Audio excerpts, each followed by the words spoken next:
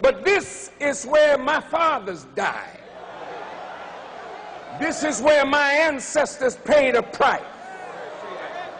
So don't tell me love it or leave it. I'm going to love it, and I'm not going to leave it, but to love it. I'm going to be a true patriot. Say that. Well, what is a patriot? Comes from the Latin word pater, which means father.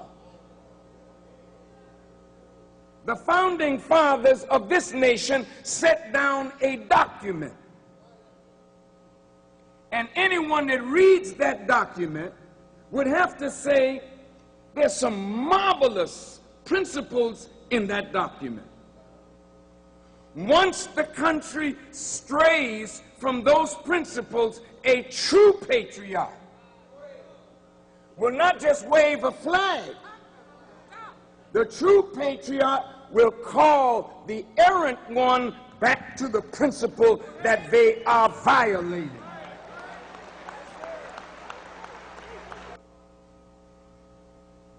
If you love the country more than you love comfort,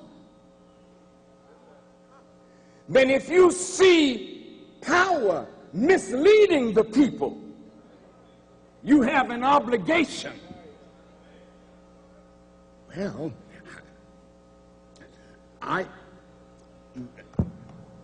they might call me a terrorist. They might say I'm aiding and abetting terrorism, and they might even charge me with treason and put me away.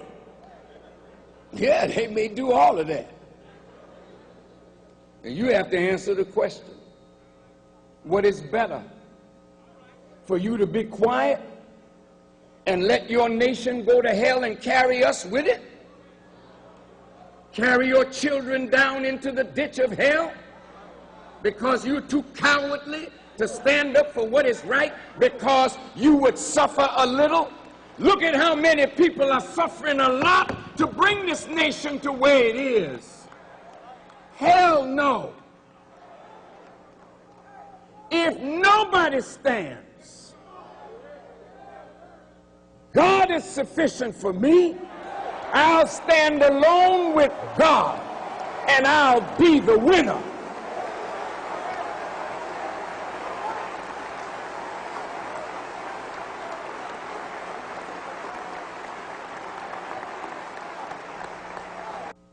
Huey Long said that America would become fascist.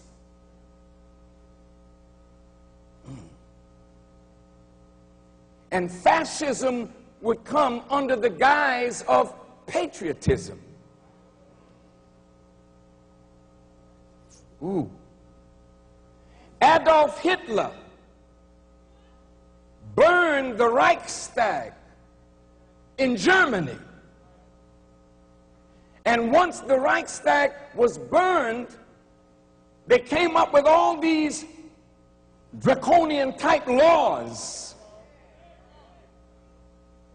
that Hitler then could come in to power and take away the freedoms of the people. The World Trade Center.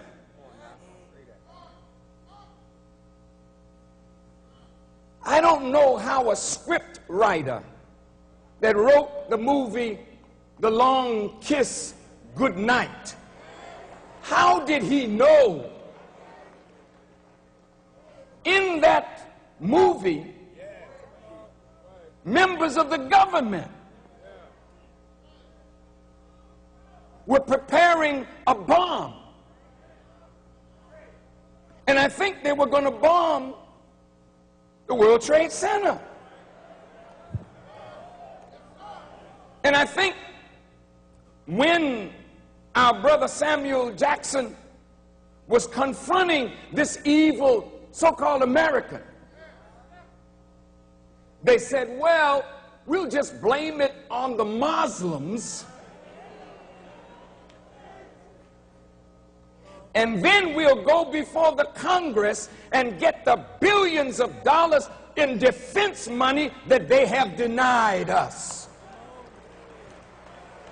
Now, this happened a year and a half or 2 years before this thing went down. That was a long kiss goodnight. Now we live to see the manifestation of that. Was that script coincidental?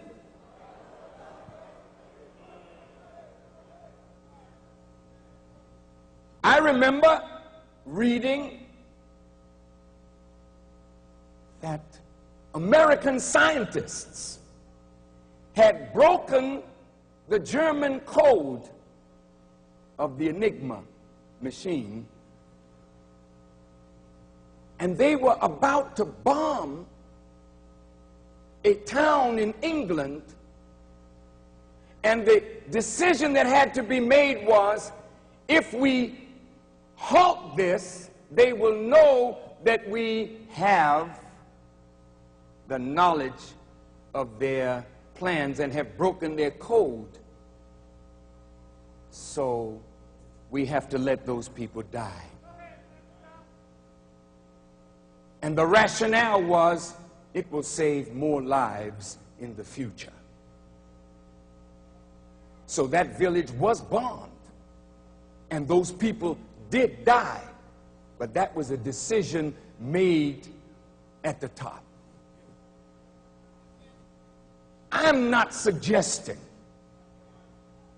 that such an evil thought was in the mind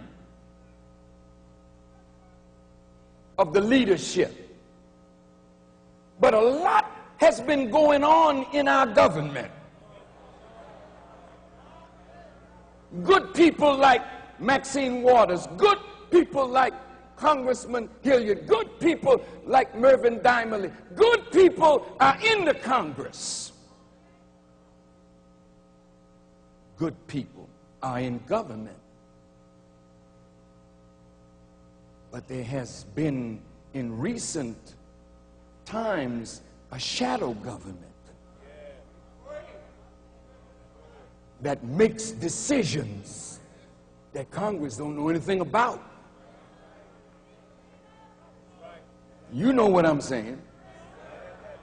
But somebody got to say it. That's the point.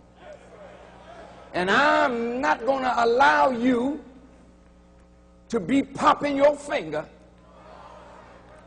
and doing all the latest dances while America's going to hell. You're partying. And that's the way it was when the flood came. They were drinking. They were partying. They were giving in marriage when the flood came. As it was in the days of Noah, so shall it be at the coming of the Son of Man. Somebody has to speak truth to power. I don't want it to be a soloist. I would like to see a chorus. And I'll fit in, you know, play my part. But if I have to sing a solo, it's all right with me, because the prophet David, when he went after Goliath, he picked up 5 smooth stones, but he only used one. And I heard the Honorable Elijah Muhammad say that that stone was this: Bismillah. Bismillah. Not only in the name of Allah, but with the help of God. What other help do you need? If God be for you, who can be against you and win?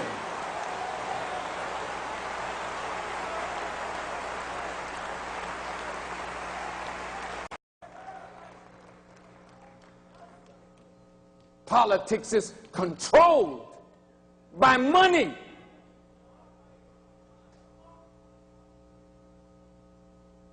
So the people's vote doesn't mean much when the lobbyists get to Washington and start passing money around, the vote follows. So you may not have the type of democracy that you want.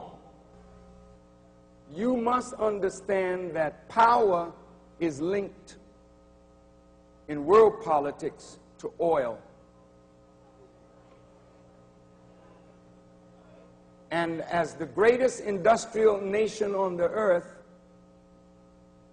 America has an insatiable appetite for oil. When coal was the #1 energy in the world, Great Britain ruled the world. She had the greatest deposits of coal. But when the power to move engines moved from coal to oil, then England and America began vying for control of the places on this earth that produce oil. Who are the rogue states that America says she does not like? And let's see how oil is connected here. Would you put the map up for us, please?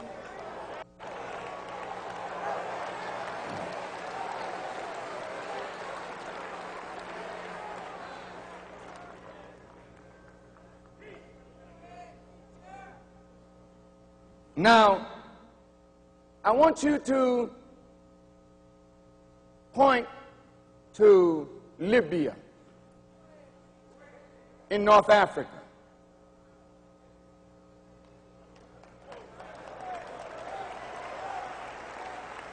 This don't reach. Oh, thank you.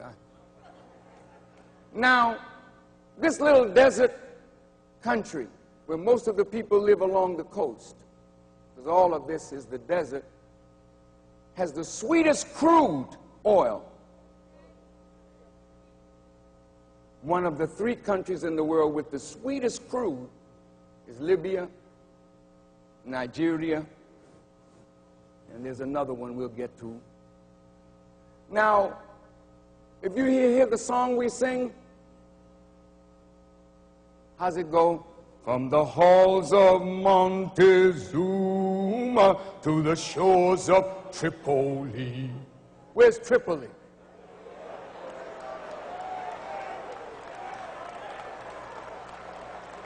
We will fight our country's battles on the land and on the sea. What are you doing over here?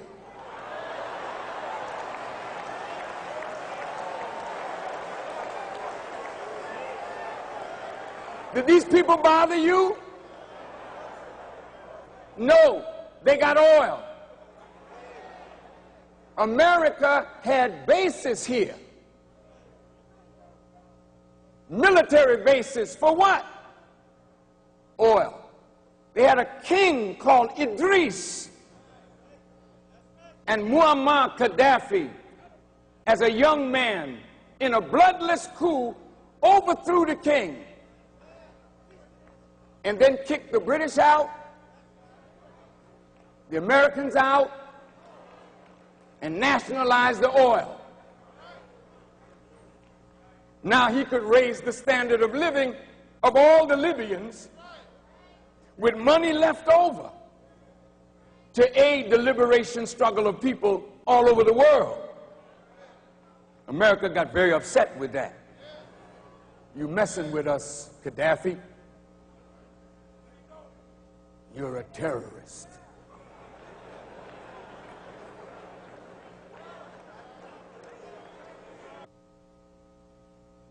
Show us Iraq. Here it is. Now,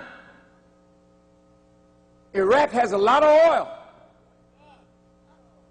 And next door is Iran. A lot of oil.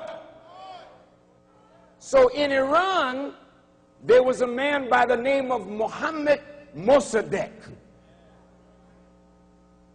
and he nationalized the oil. He's a bad man then to America and England. Why was he bad? Because he wanted to use the oil to raise the standard of living of the Iranian people. What's wrong with that?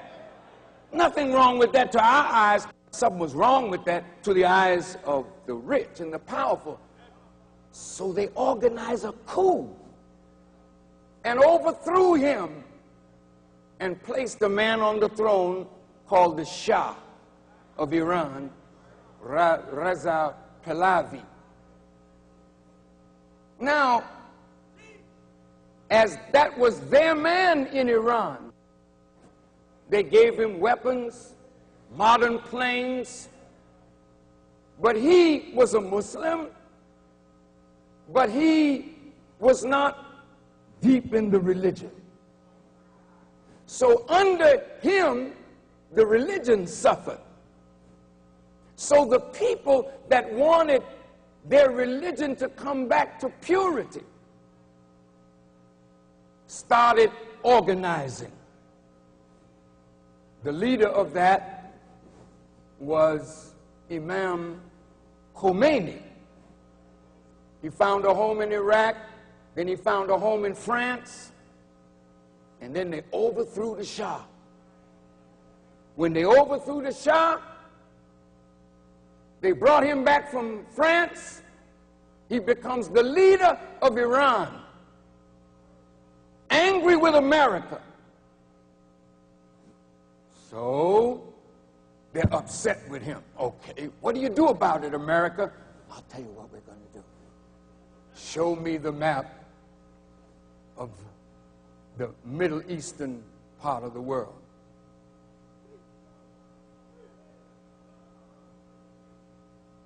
Now look at this. Here in Saudi Arabia, they got a whole lot of oil. So President Roosevelt, he struck up a good relationship with the king. And Aramco had access to all this oil.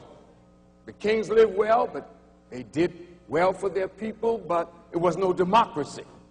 America don't care nothing about that. Just keep pumping the oil. You know,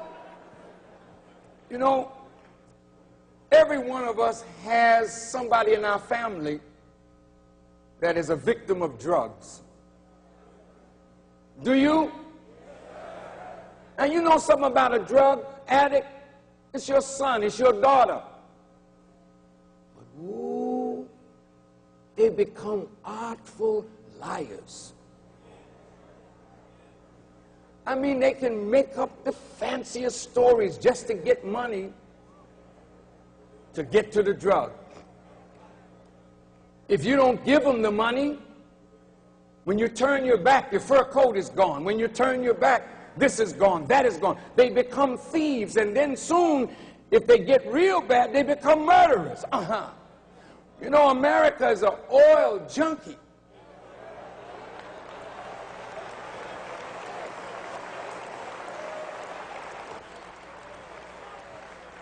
She doesn't care how she gets it. She must have it. I gotta have my fix, okay? So now, you know, Imam, I had a discussion with Prince Bandar of Saudi Arabia. That man Khomeini, when he came into Iran, he was angry with these sheikdoms here, Kuwait and the United Arab Emirates, and he was angry with the king of Saudi Arabia. He said, there's no king in Islam, only Allah is king.